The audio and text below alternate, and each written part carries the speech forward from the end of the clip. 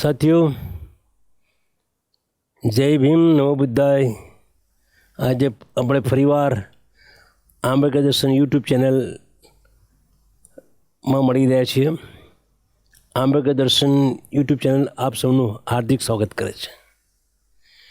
આપણે બાબા સાહેબ આંબેડકરના જીવન પર, એમની જીવનયાત્રા પર વાતો કરી રહ્યા છીએ.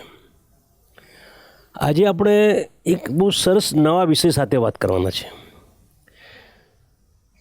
તમને લોકોને તો આગળના એપિસોડમાં ખબર હશે કે વિશ્વમાં વિશ્વયુદ્ધ ચાલતું હતું, બીજું વિશ્વયુદ્ધ 1939થી 1945 સુધી બીજું વિશ્વયુદ્ધ ચાલ્યું. એ દરમિયાન ભારતમાં બ્રિટિશરોનું રાજ હતું અને ભારત આઝાદ થવા માગતું હતું. એટલે બીજું વિશ્વયુદ્ધ ચાલતું હતું, ભારતને આઝાદ થવું હતું અને વિન્સ્ટન ચર્ચિલ ભારતને આઝાદ કરતા નહોતા. એવા સંજોગોમાં ભારતની અંદર કોંગ્રેસ અને મુસ્લિમ લીગ એ બે પાર્ટીઓ, પક્ષો એ આ બ્રિટિશરો ઉપર પોતાની પ્રભાવ છોડી રહ્યા હતા. હવે બ્રિટિશ ગવર્મેન્ટે એ વખતે એવું વિચાર્યું કે આ મુસ્લિમ લીગ અને કોંગ્રેસ બંને સંપીને અમારી પાસે આવે તો બીજું વિશ્વયુદ્ધ પતી ગયા પછી અમે એમને ભારતના આઝાદ કરીશું. પણ મુસ્લિમ લીગ અને કોંગ્રેસ એ બેને વચ્ચે મેળ નહોતો. મુસ્લિમ લીગ ભારત આઝાદ થયા પહેલાં કોંગ્રેસ પાસે આશા રાખતું હતું અથવા બાંહેધરી માગતું હતું કે અમને અલગ દેશ પાકિસ્તાન આપો. અને કોંગ્રેસ એ જ વખતે એવું કહેતું હતું કે ભારત આઝાદ થયા પછી અમે વિચારીશું.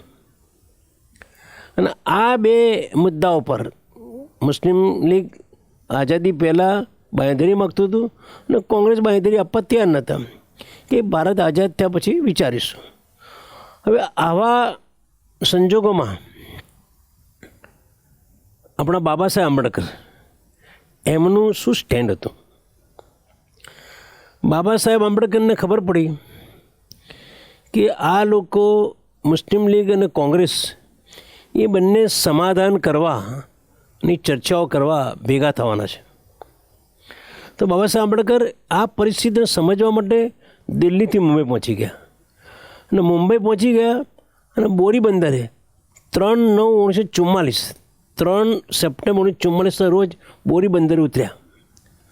અને બોરી બંદર ઉતર્યા અને બીજા દિવસે ટાઈમ્સ ઓફ ઇન્ડિયાનો પત્રકાર એ બાબા સાહેબને મળવા આવે અને બાબા સાહેબને પૂછ્યું કે આ મુસ્લિમ લીગ અને કોંગ્રેસ, એટલે મુસ્લિમ લીગ એટલે મોહમ્મદ અલી જીણા અને કોંગ્રેસ એટલે ગાંધીજી, આ બંને લોકોની જે ચર્ચા કરવાના છે અથવા સમાધાન કરવા માટે ભેગા થવાના છે, આપનું શું કહેવું છે? એ બાબા સાહેબે સ્પષ્ટ કહ્યું એ ગાંધીજી એટલે ગાંધી અને જીણા બંનેનો સ્વભાવ બહુ જિદ્દી છે, એટલે આ સમાધાન શક્ય નથી. કે બાબા સાહેબે સ્પષ્ટ કહી દીધું કે આ બંને જિદ્દી સ્વભાવના છે, ઘમંડી છે, એટલે આ સમાધાન શક્ય નથી. આટલી વાત થયા પછી આપણે આ ભારતની આઝાદીની અંદર બીજા બધા લોકોનો શું અભિપ્રાય હતો? એ વખતે ચક્રવર્તી રાજગોપાલાચારી એટલે રાજાજી, એ રાજાજીનો આમાં બહુ મોટો રોલ હતો. રાજાજી એટલે ચક્રવર્તી રાજગોપાલાચારી એ પહેલેથી જ પાકિસ્તાનના તરફેણમાં હતા. એ કે ભારત પાકિસ્તાન ભાગલા થવા જ જોઈએ, પાકિસ્તાન બનવું જ જોઈએ, હું પાકિસ્તાનની તરફેણમાં છું. એટલે એ એમની ફોર્મ્યુલા ચક્રવર્તી રાજગોપાલાચારી, ચક્રવર્તીનો સી અને રાજગોપાલ આર, CR ફોર્મ્યુલા લઈને આવેલા. અને મોહમ્મદ અલી ઝીણાને એમને આ CR ફોર્મ્યુલા સમજાવી કે હું તમને બાંયધરી આપું છું કે તમે આ CR ફોર્મ્યુલા અનુસંધાનમાં બ્રિટિશ ગવર્મેન્ટની અને જોડે જઈને તમે ભારતની આઝાદી માટે રજૂઆત કરો. ભારતની આઝાદી માટે બ્રિટિશ ગવર્મેન્ટ એવું કહેતું હતું કે ભાઈ મુસ્લિમ લીગ અને કોંગ્રેસ બંને ભેગા થઈને આવે તો આઝાદી આપી દઈએ, પણ આ બંને જણા તૈયાર નહોતા. એટલે CR ફોર્મ્યુલા અનુસંધાનમાં રાજગોપાલાચાર્યે કહ્યું મુસ્લિમ લીગના મોહમ્મદ ઝીણાને કે તમે આ જે કોંગ્રેસ હતા, ગાંધીજી કહે છે કે અમે આઝાદ થયા પછી તમારી જે ચર્ચા કરીને તમને પાકિસ્તાન આપીશું, પાકિસ્તાન બંને આપીશું, તો પાકિસ્તાન ભારત પાકિસ્તાન ભાગલા થશે, અમે તૈયાર છીએ, તો તમે આ વાત માનો ને. ચક્રવર્તી રાજગોપાલાચાર્યે મોહમ્મદ અલી ઝીણા કહ્યું.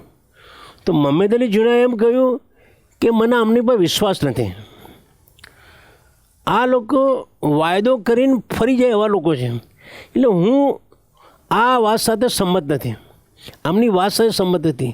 ચક્રવર્તી રાજગોપાલાચારીની જે CR ફોર્મ્યુલા એ ફોર્મ્યુલા ચાલી નહીં. હવે તમે જો કે આ બધી પરિસ્થિતિમાં બાબા સાહેબ અને અસ્પૃશ્યોની શું સ્થિતિ હતી? આ તો ભારતના ભાગલાની વાત હતી. એમાં મોહમ્મદ ઝીણા અને ગાંધીજી, કોંગ્રેસ અને મુસ્લિમ લીગ એ બધાની વાત. દલિતોનું શું, અસ્પૃશ્યોનું શું, બાબા સાહેબનું શું? ભારતના ભાગલા અને અસ્પૃશ્યો, આ લોકોએ જ્યારે ભારતના ભાગલા કરવાની વાત કરી અને મોહમ્મદ અલી ઝીણા સંમત ના થયા, આ બધી ચર્ચાઓની અંદર આ લોકોએ, કોંગ્રેસે અને મુસ્લિમ લીગે અથવા ગાંધીજી અને મોહમ્મદ ઝીણાએ ક્યારે અસ્પૃશ્યોને પૂછ્યું પણ નથી, એમનો મત લીધો નથી. ભારતની અંદર 6 કરોડ દલિતો હતા, 6 કરોડ અસ્પૃશ્ય લોકો હતા, પણ આ લોકોએ એમને પૂછ્યું નહીં. વિચાર કરો કે જ્યારે તમે આ અસ્પૃશ્ય આટલા બધા લોકો છે, 6 કરોડ લોકો, એનો તમે જે ના પૂછો તો કેવી રીતે ચાલે? બરાબર, ભાગલા તમે ભાગલા કરો, વાંધો નહીં, અમને કોઈ વાંધો નથી, બરાબર, પણ એમને આ અસ્પૃશ્યને પૂછ્યું જ નથી.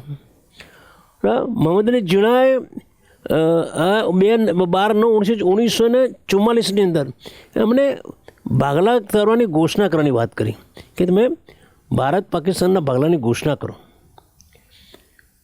બરાબર, અને અસ્પૃશ્યો બાબા સાહેબને જ્યારે ખબર પડી કે આ લોકો અમને પૂછતા નથી અને ભારત પાકિસ્તાનના ભાગલાની વાત કરી રહ્યા છે, ભારતના ભાગલાની વાત કરી છે, એટલે એ વખતે બાબા સાહેબ એમને જ્યારે સ્ટીફર્ડ ક્રિપ્સે જ્યારે કહ્યું કે તમારા દલિતોનો અસ્પૃશ્યનો પક્ષ ક્યાં છે, એટલે એમને શેડ્યુલ કાસ્ટ ફેડરેશન બનાવ્યું. શેડ્યુલ કાસ્ટ ફેડરેશનના નેજા હેઠળ બધી જગ્યાએ લેક્ચરો આપવા જતા હતા. એટલે એ વખતે એમને બાબા સાહેબે મુંબઈ ગયા, મુંબઈથી હૈદરાબાદ ગયા.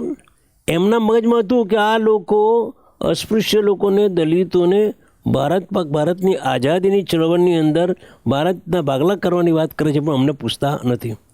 અમે 6 કરોડ લોકો છીએ. એટલે મુંબઈથી હૈદરાબાદ ગયા અને હૈદરાબાદની એમનું ભવ્ય સ્વાગત કરવામાં આવ્યું. ત્યાંના નિઝામ સ્ટેટ હતું, નિઝામ સ્ટેટના લોકો, બ્રિટિશ ગવર્મેન્ટના લોકો અને શેડ્યુલ ફેડરેશનના લોકોએ બાબા સાહેબનું ભવ્ય સ્વાગત કર્યું. ભવ્ય સ્વાગત કરીને બાબા સાહેબે પછી જ્યાં જગ્યાએ 20/9/1944 દિવસે એમનું ભવ્ય સ્વાગત થયું, 20 સપ્ટેમ્બર 1944 દિવસે. અને અસ્પૃશ્યો અંગે બાબા સાહેબે ત્યાં એક લેક્ચર આપ્યું અને લેક્ચરમાં અસ્પૃશ્યો વિશે બાબા સાહેબ એવું કહ્યું કે અસ્પૃશ્યો એ હિન્દુ સમાજનું અંગ નથી. અસ્પૃશ્યો હિન્દુ સમાજનું અંગ નથી. તેઓ સ્વતંત્ર અલ્પસંખ્યક લોકો છે.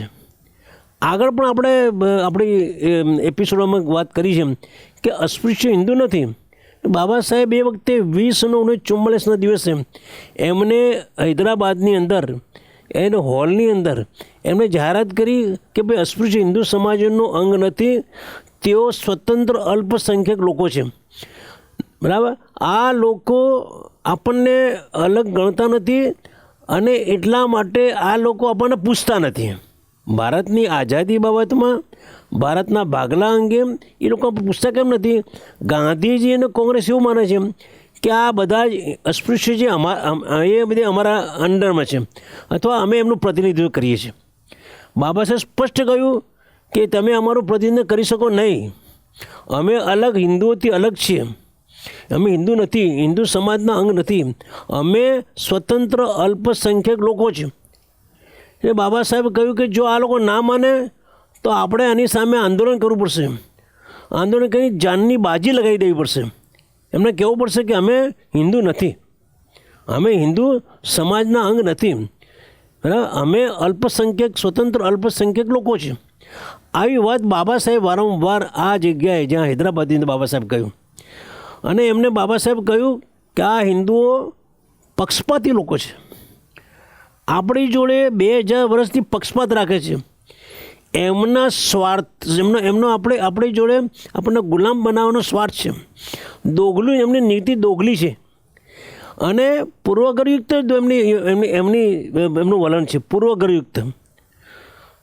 કેમ કે આ લોકો મુસલમાનોને એમને અસ્તિત્વને સ્વીકારે છે, મુસલમાનોના અસ્તિત્વ સ્વીકારે છે.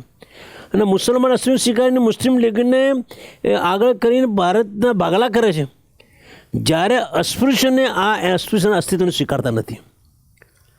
મુસ્લિમો અલગ દેશ માગે છે, અસ્પૃશ્ય અલગ દેશ માગતા નથી. એ લોકો એ સમજતા નથી કે આ અસ્પૃશ્ય ભારતમાં રહેવા માગે છે, અલગ દેશની માંગણી કરતા નથી, બરાબર. એ લોકો મુસ્લિમ જેવી રીતે અલગ અસ્તિત્વ છે, અલ્પસંખ્યક લોકો છે, સ્વતંત્ર અલ્પસંખ્યક, એવી રીતે અસ્પૃશ્ય પણ સ્વતંત્ર એ લોકો છે, સ્વતંત્ર અલ્પસંખ્યક લોકો છે. એમનો સ્વીકાર કેમ કરવામાં નહીં આવતો? એના અસ્તિત્વનો સ્વીકાર કેમ નથી કરતા? એટલે હિન્દુઓ એ પક્ષપાતી દોગલા નીતિ રાખે છે. મુસલમાનોને એમનો સ્વીકારે છે તો અસ્પૃશ્ય કેમ સ્વીકારતા નથી? એટલે બાબા સાહેબનું જે આ હૈદરાબાદમાં લેક્ચર હતું, એમાં બાબા સાહેબ સ્પષ્ટ કહ્યું કે અસ્પૃશ્યો એ હિન્દુ સમાજનું અંગ નથી, તેઓ સ્વતંત્ર અલ્પસંખ્યક લોકો છે. આવી વાત બાબા સાહેબે હૈદરાબાદની અંદર 20/9/1944 દિવસે કહી. હવે આ બાબા સાહેબ એમને કહ્યું કે આપણે શેડ્યુલ કાસ્ટ ફેડરેશનનું એક આંદોલન કરવું પડશે, આંદોલન કરવું પડશે. અને આ લોકો આપણા અસ્તિત્વને સ્વીકારવા માટે આંદોલન કરવું પડશે અને જાનની બાજી લગાવી દેવી પડશે. આ લોકો આપણા અસ્તિત્વનો સ્વીકાર કરતા નથી અને સ્વીકાર નથી કરતા, એટલે અસ્પૃશ્યોને રાજનીતિ સત્તા આપવા માગતા નથી, એમને શાસનમાં ભાગીદાર બનાવવા માગતા નથી. આ લોકો કોંગ્રેસ અને મુસ્લિમ બંને એ લોકો અસ્પૃશ્યને રાજનૈતિક અધિકાર આપવા માગતા નથી કે શાસનમાં ભાગીદાર થવા દેવા માગતા નથી.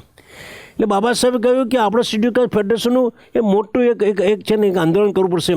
જાનની બાજી લગાવીને આ લોકોને કહ્યું છે અમારું અસ્પૃશ્યો એનું અલગ અસ્તિત્વ છે, અમે હિન્દુ સમાજના અંગ નથી, અમે સ્વતંત્ર અલ્પસંખ્યક લોકો છીએ, અમને પણ રાજનૈતિક સત્તા મળવી જોઈએ, અમને પણ શાસનમાં ભાગીદારી મળવી જોઈએ. આવી વાત બાબા સાહેબે જ્યારે એમને 20/9/1944 દિવસે એમને આ વાત કરી. ભારતને જલ્દી સ્વતંત્ર થાય, બાબા સાહેબ કે ભારતને જલ્દી સ્વતંત્ર કરો અને અસ્પૃશ્યના રાજનૈતિક અધિકાર અને શાસનમાં એમને ભાગીદારી આપો. બાબા સાહેબે 20/9/1944 દિવસે આ વાત કરી કે અમે તો ભારતને આઝાદી આપવાની, બ્રિટિશ ગવર્મેન્ટને કોઈ આઝાદી આપી દો, અમને કોઈ વાંધો નથી. અને ભારત પાકિસ્તાનના ભાગલા કરો, કંઈ વાંધો નહીં, અમને કોઈ વાંધો નહીં, તમે જે કર્યું કરો. ગાંધીજીને મોહમ્મદ અલીજીને જે કર્યું કરો, અમારા અસ્તિત્વનો સ્વીકાર કરો, અમને રાજનૈતિક અધિકાર આપો અને શાસનમાં ભાગીદાર બનાવો. આ બાબા સાહેબની વાત હતી. એટલે બાબા સાહેબ આ લોકો જ્યારે ભારત પાકિસ્તાન ભાગલાની વાત કરે, ભારતના ભાગલાની વાત કરે, પાકિસ્તાન અલગ બનાવવાની વાત કરે છે, બરાબર. મને ગાંધીજી અને મોહમ્મદ અલી જીણા એ બંને ગુજરાતી, બરાબર. મોહમ્મદ અલી જીણા તો એના બાપ દાદાઓ તો હિન્દુ હતા જ, બરાબર. બંને ગુજરાતી હતા, બંને જક્કી વલણ હતા. એ પછી બાબા સાહેબે આ વાત હૈદરાબાદમાં કરી અને હૈદરાબાદ પછી બાબા સાહેબ ત્યાંથી મદ્રાસ ગયા અને મદ્રાસની અંદર એમને શેડ્યુલ કાસ્ટ ફેડરેશનની મિટિંગ કરી અને મિટિંગમાં અલગ અલગ ઠરાવ થયા અને લગભગ 11 ઠરાવ થયા, 11 પ્રસ્તાવ પાસ કર્યા. અને એ 11 પ્રસ્તાવ 23/9/1944 દિવસે બાબા સાહેબે ત્યાં એ પોતે આમંત્રિત તરીકે ગયા મદ્રાસની અંદર, અને શેડ્યુલ કાસ્ટ ફેડરેશન મિટિંગમાં કારોબારી મિટિંગની અંદર બાબા સાહેબે 11 ઠરાવ, એમની હાજરીમાં 11 ઠરાવ થયા. એટલે મદ્રાસમાં બાબા સાહેબ પછી 24/9/1944 બીજા જ દિવસે 23 નવે પ્રસ્તાવ પાસ કર્યા, ઠરાવ પાસ કર્યા. 24 બાબા સાહેબે એક જબરદસ્ત લેક્ચર આપ્યું મદ્રાસની અંદર, બરાબર. 24/9/1944 ભાષણ આપ્યું. એ ભાષણના મુદ્દાઓ તો બહુ જબરદસ્ત મુદ્દાઓ છે. બાબા સાહેબે કહ્યું કે અસ્પૃશ્યો એક સ્વતંત્ર વર્ગ છે, અસ્પૃશ્યો હિન્દુ સમાજનું અંગ નથી. ત્યાં મદ્રાસમાં બાબા સાહેબ કહ્યું કે અમે સ્વતંત્ર અલ્પસંખ્યક લોકો છીએ, અમે હિન્દુ સમાજના ભાગ નથી, અમે હિન્દુ છીએ નહીં. અસ્પૃશ્ય એક સ્વતંત્ર વર્ગ છે અને રાજનૈતિક સંરક્ષણ, સ્વતંત્ર મતાધિકાર અમને મળવો જોઈએ, રાજનૈતિક સંરક્ષણ મળવું જોઈએ. અમને પણ રાજ્યમાં ભાગીદારી બનાવો, અમને રાજનૈતિક સત્તા આપો, અમને શાસનમાં ભાગીદાર બનાવો. બાબા સાહેબ મદ્રાસની અંદર વાત કરી એમને કે ભાઈ સ્વતંત્ર મતાધિકાર અમને મળવો જોઈએ, રાજનૈતિક સંરક્ષણ મળવું જોઈએ, બરાબર. બાબા સાહેબે ત્યાં જોરદાર લેક્ચર આપ્યું અને કહ્યું કે વિધાનસભા અને મંત્રીમંડળમાં અમને પ્રતિનિધિત્વ આપો. એમને આ જગ્યા લેક્ચરની અંદર અસ્પૃશ્યો શેડ્યુલ કાસ્ટ ફેડરેશનના નેજા હેઠળ બાબા સાહેબ બધી માંગણીઓ કરી, બરાબર, કે અમને વિધાનમંડળમાં, બરાબર, વિધાનમંડળની અંદર, મંત્રીમંડળમાં, વિધાનસભામાં અમને પ્રતિનિધિત્વ આપો. એ બાબા સાહેબ વાત કરી. નવા સંવિધાન જ્યારે તમે બનાવો ત્યારે અલ્પસંખ્યકોના રૂપમાં અમને માન્યતા આપો. અમે અસ્પૃશ્ય લોકો છે તો જ્યારે નવું સંવિધાન બને ત્યારે અમારો સ્વીકાર થાય. અલ્પસંખ્યક લોકોને એની અંદર એની માન્યતા આપો બંધારણની અંદર અલ્પસંખ્યક તરીકે. એ જમાનામાં તો બાબા સાહેબ હજુ તો 1944ની વાત ચાલે છે, બંધારણ પછીની વાત છે, બંધારણ ક્યારે બને શું. પણ એ પહેલાં બાબા સાહેબ કે નવી સંવિધાનની અંદર અમારો સ્વીકાર થવો છે, અલ્પસંખ્યકની નેજા હેઠળ, એને અલ્પસંખ્યક વર્ગના નેજા હેઠળ એના રૂપમાં અમારો સ્વીકાર થવો છે, આવું બાબા સાહેબ કહ્યું. પછી બાબા સાહેબ કહ્યું કેન્દ્ર અને રાજ્ય સરકારમાંથી આર્થિક સહાય અમને મળવી જોઈએ. અમે 2000 વર્ષથી અસ્પૃશ્ય છીએ, ગરીબી અમે પીડાઈએ છીએ, અમારી પાસે જમીન નથી, અમારી પાસે ધંધા ઉદ્યોગ નથી, અમારી પાસે નોકરી નથી, અમને સવર્ણ લોકો નોકરી રાખતા નથી, અમારે મજૂરી જ કરવી પડે છે, ગામડાઓ ખેતીવાડી કરવી પડે છે, શહેરની અંદર પણ મજૂરી કરવી પડે છે. તો અમને કેન્દ્ર રાજ્ય સરકાર અમને આર્થિક સહાય કરે. 1944 બાબા સાહેબ કહ્યું, 1944 કહ્યું કે અમને કેન્દ્ર અને રાજ્ય સરકારની આર્થિક સહાય મળે. પછી બાબા સાહેબ કહ્યું કે અમારા લોકોને રહેઠાણ નથી, લોકો ખુલ્લામાં રહે છે, કાચા પાકા ઝૂંપડાઓમાં રહે છે. તો એ સરકારની ફરજ છે. એ વખતે બાબા સાહેબ કહ્યું મદ્રાસની અંદર કે અમને હજારો વર્ષથી અમે ગુલામ છીએ અને અમારે રહેવા માટે મકાન નથી, તો અમને જમીન આપો અમને. અને એ જમીન કેવી આપો? એ સુરક્ષિત જમીન હોય, અને એ સુરક્ષિત જમીનમાં અમને મકાન પણ બની આપો તમે. અમારા લોકો, અસ્પૃશ્ય લોકો, એ લોકો હિન્દુઓથી અલગ છે, એટલે એમને કોઈ સગવડ આપવામાં આવી નથી. એ લોકો જ એમને જુદા માને છે. સવર્ણ હિન્દુઓ જ કહેવાતા સવર્ણ હિન્દુઓ જ અમને જુદા માને છે. એટલે અમે એમનો હિન્દુ સમાજનું અંગ નથી. જો હિન્દુ સમાજનું અંગ હોત તો અમારી જોડે આભડછટ રાખવામાં ના આવી હોત, અમારી જોડે અસ્પૃશ્યતા રાખવામાં ના આવી તો અમે પણ એમના જેવા એવી સ્થિતિમાં એમની જોડે રહેતા હોય, અમે પણ એટલા જ ધનવાન હોત, એમના જેવી સુખી સંપન્ન હોત. પણ અમને કોઈ સગવડ કશું અમને કશું આપવામાં નથી આવ્યું. અમે નિરાધાર તરીકે જીવીએ, વંચિત તરીકે જીવે છે, ગરીબી તરીકે જીવે છે. એટલે બાબા સાહેબે કહ્યું કે અમને રહેઠાણો માટે જમીન આપો, સુરક્ષિત જમીન આપો અને મકાન બની આપો, બરાબર. પછી બાબા સાહેબ કહ્યું કે કેન્દ્રીય અને પ્રાંતિકની જે પબ્લિક સર્વિસ હોય છે, પબ્લિક સર્વિસ કમિશન, બરાબર, સેન્ટ્રલનું જ હોય છે અને રાજ્યનું પણ હોય છે, બરાબર. ગુજરાતનું જીપીએસસી હોય છે, બરાબર, યુપીએસસી કેન્દ્ર સરકારનું, એની અંદર પણ અમારું પ્રતિનિધિત્વ આપો. કારણ કે એમાં અમારા લોકો જ્યારે જાય છે આમાં, તો એમને કોઈ સિલેક્ટ કરતા નથી. એટલે એની અંદરમાં અમારું પ્રતિનિધિત્વ હોવું જોઈએ, જેના કારણે અમારા લોકો જે સક્ષમ છે, ઇન્ટેલિજન્ટ છે, એ લોકો સિલેક્ટ થઈ શકે. કારણ કે પૂર્વગ્રહ રાખવામાં આવે છે, પ્રેજ્યુડાઇસ રાખવામાં આવે છે એમની જોડે પૂર્વગ્રહ રાખવામાં છે, અને એમની જોડે પક્ષપાત રાખીને એમને સિલેક્ટ કરતા નથી. એટલે બાબા સાહેબ કહ્યું કે કેન્દ્રીય અને પ્રાંતિક પબ્લિક સર્વિસ કમિશનમાં અમને પૂરતું પ્રતિનિધિત્વ મળવું છે. હજારો વર્ષથી અમે પશુ જેવું જીવન જીવી રહ્યા છીએ, તમે ગામડામાં જાઓ, ગુજરાતના અંતરિયાળ ગામડામાં જાઓ, પછી બિહારમાં તમે જાઓ, આંધ્રપ્રદેશમાં જાઓ, જ્યાં જે ઉત્તર પ્રદેશની બધી જગ્યાએ જાઓ, ત્યાં અસ્પૃશ્યની સ્થિતિ કેવી છે? હજારો વર્ષથી ગુલામ જેવું પશુની જેવું જીવન જીવે છે. અસ્પૃશ્ય દેશ માટે લડે છે. લશ્કરમાં હોય છે, મહારના લોકો લશ્કરમાં લડે છે અને દેશ માટે લડે છે, દેશ માટે મરે છે અસ્પૃશ્યો. પણ આ દેશના લોકો અસ્પૃશ્યનો સ્વીકાર કરતા નથી, અસ્પૃશ્યને સગવડ આપતા નથી. બાબા સાહેબ કે આ કેમ ચાલી શકે? બાબા સાહેબે જે દેશ માટે લડે છે, દેશ માટે મરે છે, એમને ગણતરીમાં લેવામાં નથી આવતા. બરાબર? ગાંધી અને એમની મંડળી એમને આ દેખાતું નથી કે આ અસ્પૃશ્ય શું કામ કરે છે, અસ્પૃશ્ય કેવી રીતે જીવન જીવે છે. ગાંધી અસ્પૃશ્યની વાત કરે છે એ બનાવટ છે, ખાલી બનાવટ છે. કારણ કે ગાંધીજી એવું માને છે કે આ લોકો જો આગળ વધી જશે તો અમારી ગુલામી કોણ કરશે? આ રોડ સાફ કોણ કરશે? જાદરા સાફ કોણ કરશે? મજૂરી કોણ કરશે? દાળિયાગીરી કોણ કરશે? આ બધા લોકો સુખી સંપન્ન થઈ ગયા. એટલે ગાંધીજીની દાનત બહુ સારી નહીં.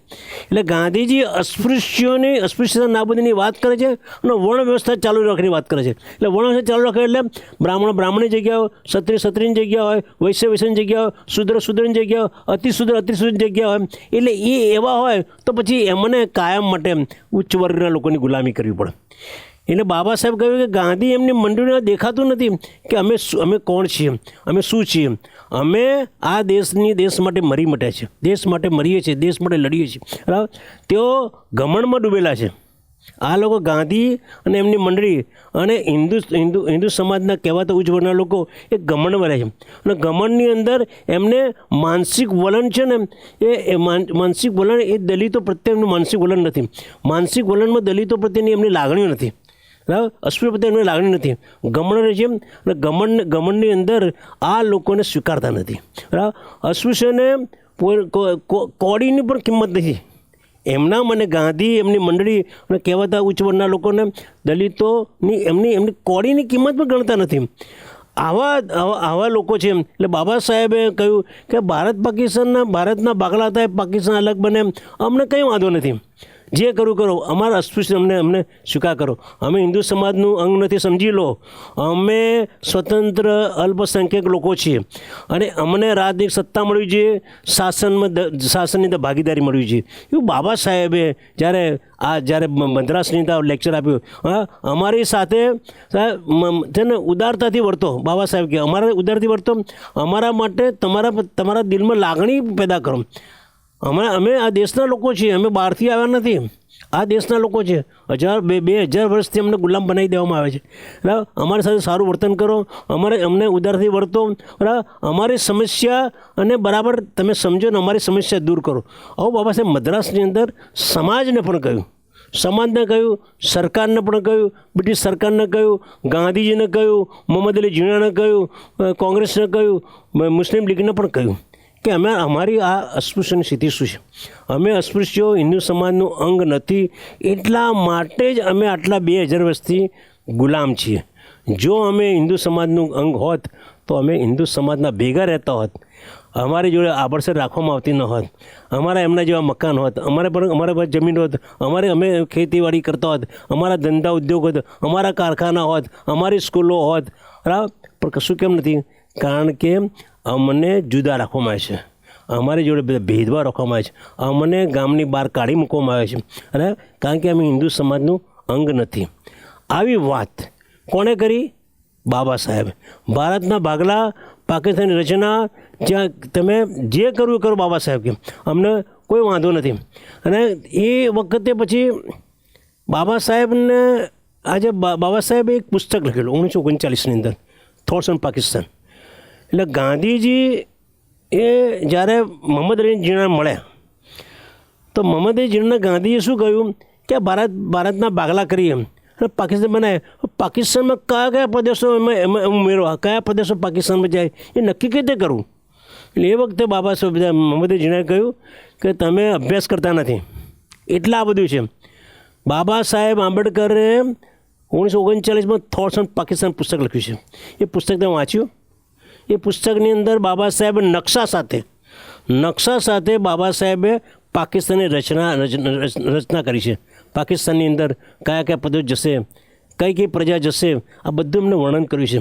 એટલે ગાંધી શું કહે, હા એ ગ્રંથ મેં વાંચ્યો છે, બરાબર, શ્રેષ્ઠ છે, પણ હું એનો સ્વીકાર કરતો નથી. કોણ કહે છે? ગાંધીજી. કારણ ગાંધીજીને બાબા સાહેબ પસંદ નહોતા. ગાંધીજી બાબા સાહેબ જોડે પૂર્વગ્રહ રાખતા હતા, બરાબર. એટલા માટે બાબા સાહેબે આટલું સારું પુસ્તક લખ્યું છે, આખી દુનિયા વખાણે છે, અને એ એમને એમ કહે છે કે હું એમાં સંમત નથી. એમને એક બાબત તો એવી કહી કે આજે ગાંધીજીને આપણે ગાંધી પ્રત્યે તિરસ્કાર ઊભો થાય એવી વાત ગાંધીજીએ કરી. ફ્રી પ્રેસ નામનું એક અખબાર હતું, ફ્રી પ્રેસ. એ અખબારના તંત્રીએ બાબા સાહેબને આ પુસ્તક પૂછ્યું, બરાબર, પુસ્તક પૂછ્યું કે ભાઈ આ બાબા સાહેબ આ પુસ્તક લખ્યું છે, એના વિશે તમારું શું કહેવું છે? ફ્રી પ્રેસના નામના અખબારની અંદર એના પત્રકારે બાબા સાહેબના પુસ્તક વિશે ગાંધીએ પૂછ્યું.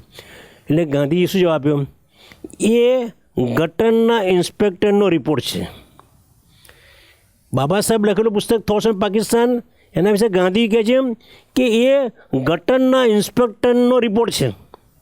વિચાર કરો, કેટલી મોટું અપમાન બાબા સાહેબનું કર્યું છે અમને ગાંધીજીએ. ગાંધીજીને કેવી રીતે આપણે સ્વીકારી શકીએ? આવા ગાંધીજી કે જે બાબા સાહેબનું ડગલે પગલે અપમાન કરવાનું, બાબા સાહેબનું ડગલે પગલે નડવાનું, ગોળમેજી પરિસ્થિતિની અંદર ડબલ મતાધિકાર કોમન એવોર્ડ લઈને બાબા સાહેબ ત્યારે આમણા તો ઉપર ઉતરી જવાનું, પુના કરાર કરાવે. પછી આ બધી જે મુવમેન્ટો થતી હોય એમાં બાબા સાહેબ પૂછતા નથી. અને છતાં અત્યારે પાછું એમ કે મને ગ્રંથ મને શ્રેષ્ઠ છે, પણ હું એમાં સાથે સંમત નથી. ત્યાં સુધી ઠીક છે, સંમત ના પણ હોઈ શકે, બરાબર. પણ હવે ફ્રી પ્રેસના જે પત્રકાર છે એ અખબારની અંદર ગાંધીજી બાબા સાહેબના પુસ્તક શું લખે છે કે એ ગટરના ઇન્સ્પેક્ટરનો રિપોર્ટ છે. વિચાર કરો કે આ જે માણસ છે ગાંધીજી, એમના મગજમાં શું ભરેલું છે?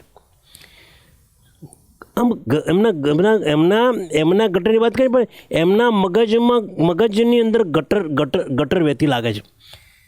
ગટરનો રગડો ગાંધીજીના મગજમાં ગટરનો રગડો હોવો જોઈએ કે જે બાબા સાહેબના વિશે આવી વાત કરે. એ ગટરના ઇન્સ્પેક્ટરનો રિપોર્ટ છે. અને આ વાત હું નથી કરતો, આ વાત છે ને બાબા સાહેબના આ પુસ્તક છે. આ પુસ્તકની અંદર પાના નંબર તમને કહું કે બાબા સાહેબના પુસ્તકના પાના નંબર બાબા સાહેબે બાબા સાહેબનું પુસ્તક જે છે એની અંદર કેવી વાત કરી છે.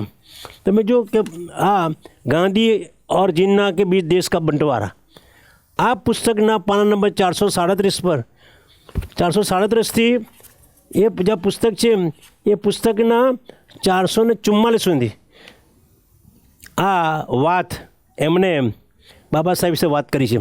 एमने कि बाबा साहेब द्वारा लिखित ग्रंथ थॉट्स ऑन पाकिस्तान के बारे में गांधी जी जिन्ना को अपने पत्र में लिख कर बदलाते हैं. આ વાત ભાઈ એમને ગાંધી मोहम्मद अली जिन्ना बतावे છે. ये उत्कृष्ट ग्रंथ है, परंतु उसी ग्रंथ के बारे में फ्री प्रेस नामक अखबार में लिखते हैं कि वह गटर के इंस्पेक्टर की रिपोर्ट है. बाबा साहेबे लखेलू थॉट्स ऑन पाकिस्तान बाबा गांधी जी एम कहे छे कि वह गटर की इंस्पेक्टर रिपोर्ट है. इससे गांधी जी की आम्बेडकर प्रति दुर्भावना का अंदाज सहज लगाया जा सकता है. आ 8 नंबरનું વોલ્યુમ છે. પાન નંબર 444 પર 8 નંબર વોલ્યુમમાં ગાંધીજી બાબા સાહેબ માટે આવું લખ્યું છે. વિચાર કરો કે બાબા સાહેબને કેટલા લેવલે લડવાનું. ગાંધી આખા વિશ્વની અંદર બધી જગ્યાએ ગાંધીની પૂજા થાય, ગાંધીની પ્રતિમાઓ ખડકાય છે, પણ ગાંધીજી કેવા માણસ હતા? ગાંધીજી માણસ માટે પણ લાયક નહોતા. કારણ કે તમે બાબા સાહેબ આંબેડકરને એમ કે એમને ગટરના ઇન્સ્પેક્ટરનો રિપોર્ટ છે એમ કહો તો કેમ ચાલી શકે? બાબા સાહેબ થોટ્સ ઓન પાકિસ્તાન પુસ્તક લખ્યું છે, તમે એકવાર વાંચી જુઓ. ગાંધીજીને કે તમે આ પુસ્તકના 10 પાના લખી બતાવો, તમે આ પુસ્તકના જેવા 10 પાના. આવા ગાંધીજીની વાત આજે આપણે આ એપિસોડની અંદર અસ્પૃશ્ય એ આ ભારતના ભાગલા થવાની અંદર મોહમ્મદ અલી ઝીણા, ગાંધીજી મુસ્લિમ લીગ, કોંગ્રેસનું જે પણ જે કામ હોય એને આપણને કંઈ વાંધો નથી. અસ્પૃશ્ય લોકોનો કોઈ વાંધો નહીં, તમે જે કરો પણ અસ્પૃશ્યના તમે ગણતરીમાં કેમ લેતા નથી? અસ્પૃશ્ય કેમ પૂછતા નથી? 6 કરોડ અસ્પૃશ્યો છે, 1-2 અસ્પૃશ્ય નથી, 100-200 અસ્પૃશ્ય નહીં, 6 કરોડ ભારત દેશના અસ્પૃશ્ય બરાબર. અને એનું પ્રતિનિધિત્વ બાબા સાહેબ આંબેડકર કરી રહ્યા છે. તો બાબા સાહેબ આંબેડકરને કેમ પૂછતા નથી કે તમે અમે આના ભારતના ભાગલાની વાત વિચારે છે? બાબા સાહેબ તો એ પોતે દલિત સમાજનું તો અસ્પૃશ્યનું પ્રતિનિધિત્વ કરે છે, પણ એમને ભારતના ભારતના ભાગલાને પાકિસ્તાન બનવાનું છે એના પર પુસ્તક લખી નાખ્યું, થોટ્સ ઓન પાકિસ્તાન. એમની વિદ્વતા જુઓ તમે. આખા ભારત દેશની અંદર કયા પ્રદેશો મુસ્લિમોને મળવા જોઈએ, પૂર્વ પાકિસ્તાન, પશ્ચિમ પાકિસ્તાનના બધા જે સ્થળો છે એના નકશા સાથે બાબા સાહેબ આખું પુસ્તક લખ્યું, ઐતિહાસિક પુસ્તક. એવા પુસ્તક માટે ગાંધીજી એમ કહે છે એ ગટરના ઇન્સ્પેક્ટરનો રિપોર્ટ છે. કેટલો ગુસ્સો ચડે ગાંધીજી ઉપર. આપણા રાષ્ટ્રપિતા છે, બોલીએ તો કાલે આપણી પર કેસ થાય, એમના વિરુદ્ધ કંઈ બોલીએ તો.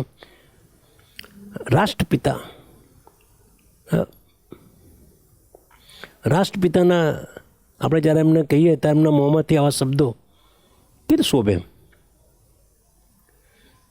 આશા રાખીએ છીએ કે મારી વાત જે અસ્પૃશ્ય લોકો અથવા કહેવાતા સવર્ણ લોકો સાંભળતા હોય તો આ જે હું જો બોલું છું એ એક પણ શબ્દ મારા પોતાના ઘરનો નથી, આ પુસ્તકમાં લખેલા છે. બાબા સાહેબના ઉપર ચાંગદેવે 12 વોલ્યુમ લખ્યા છે. હું 8 નંબરના વોલ્યુમની અત્યારે વાત કરી રહ્યો છું. 8 નંબર વોલ્યુમમાં ગાંધીજીનું માનસ, સડેલું માનસ કે જે બાબા સાહેબ પર કેવું લખ્યું છે, તો એની આ વાત આજે અહીંયા એ વાત કરીને આજનો અહીં એપિસોડ પૂરો કરીએ છીએ. આશા રાખું છું કે તમે આ અમારી ચેનલને વધારે લોકો જોવે, વધારે લાઈક કરે, સબસ્ક્રાઈબ કરે, શેર કરે, એવી કોશિશ કરશો તો લોકોને ખબર પડશે કે ભારતની દેશની રાજનીતિ કેવી છે, ભારતના કહેવાતા પૂજાતા લોકોનું માનસ કેવું છે. અને ખાસ તમને હું કહું છું કે તમે લોકો બાબા સાહેબે જ્યારે 1935માં કહ્યું કે હિન્દુ ધર્મ જન્મ મારા હાથની વાત નહોતી, પણ હિન્દુ ધર્મ મરીશ નહીં. આજે બાબા સાહેબ કહે છે કે અસ્પૃશ્ય હિન્દુ સમાજનું અંગ નથી, અમે સ્વતંત્ર અલ્પસંખ્યક લોકો છે. એમની વાત સાચી છે. મને હિન્દુ સમાજનું અંગ નથી એ રીતે સાબિત થયું. હિન્દુ સમાજનું અંગ નથી આપણે તો શા માટે હિન્દુ ધર્મ પડી રહ્યું છે? હિન્દુ સમાજનું અંગ નથી, પણ કાળક્રમે તમે ભારત દેશમાં રહીને હિન્દુ બની ગયા છો, તો હવે હિન્દુ સમાજ છોડો, તમે ઘર વાપસી કરો. બાબા સાહેબ તો પુસ્તક ક્રાંતિ પ્રતિક્રાંતિમાં લખ્યું છે કે તમે બૌદ્ધ હતા અને કાળક્રમે આ લોકોએ તમને અસ્પૃશ્ય બનાવી દીધા છે, તો પાછા વળો, પોતાના મૂળ ધર્મમાં આવી જાઓ, ઘર વાપસી કરો, બૌદ્ધ બની જાઓ, પણ પછી હિન્દુ રહેવાનું નથી. બરાબર? એવા બૌદ્ધ ના બનો કે હિન્દુ ધર્મ ડગલે ને પગલે હિન્દુત્વનું એમાંથી વાસ આવે, એમની દુર્ગંધ આવે. એવા બૌદ્ધ ના બનો કે તમારી આચરણમાં હિન્દુ ધર્મની તમારી શું કહે દુર્ગંધ આવે. એવા બૌદ્ધ ના બનો. બૌદ્ધ બનો ને પ્યોર બૌદ્ધ બનો.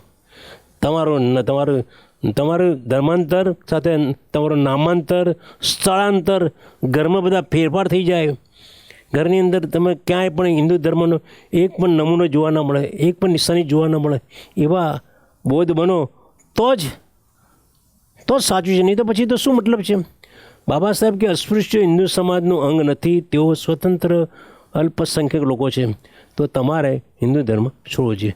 અને જ્યારે ગાંધીજી હિન્દુત્વના ટેકેદાર હતા, બરાબર, ત્યારે આપણે ગાંધીજીને સબક શીખવા માટે, એમને લપડાક મારવા માટે જ્યારે બાબા સાહેબ કહેતા હોય કે ગટરના ઇન્સ્પેક્ટરનો રિપોર્ટ છે, ત્યારે તમારે હિન્દુ ધર્મ છોડી દેવો છે, તાબડતોબ છોડી દેવો છે. ભારતના જેટલા પણ 14% ભારતમાં અને ગુજરાતમાં 7% અસ્પૃશ્ય લોકોએ તાત્કાલિક હિન્દુ ધર્મ છોડીને બૌદ્ધ બનવું જોઈએ, તો જ આ લોકોને લપડાક મારી ગણાશે. Thank you very much. જય ભીમ, જય ભારત. Thank you.